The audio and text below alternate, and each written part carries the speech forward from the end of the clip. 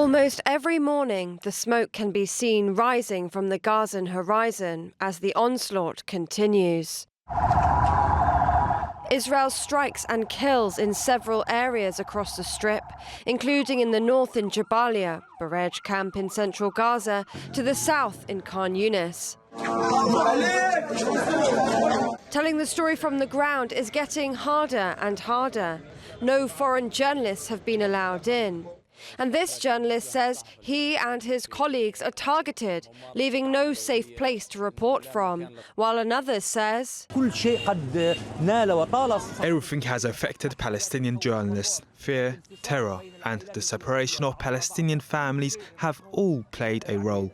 Despite the hardships, we have sacrificed, remained resilient and continued media coverage, even with our wounds.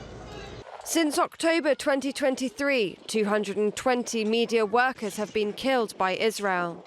And families have been torn apart as the death toll surpasses 46,000, with 11,000 still missing and potentially trapped under rubble. Everyone prays for peace. Ceasefire talks continue, with the US claiming an end could be in sight. I think we're seeing some progress. And, I know hope springs eternal, but I'm still hopeful that we'll be able to have a prisoner exchange. Hamas is the one getting in the way of that exchange right now, but I think we may be able to get that done.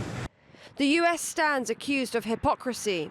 On the one hand, facilitating a ceasefire. On the other, voting to sanction the International Criminal Court for issuing arrest warrants against Prime Minister Benjamin Netanyahu and co.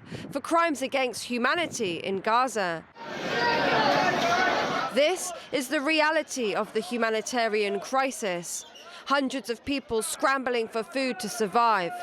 Here, flour is distributed by Turkey and UNRWA in the Nusayrat refugee camp. But, like this woman says, it isn't enough to feed the thousands and thousands starving in Gaza. Shadia Edwards-Dashti, TRT World.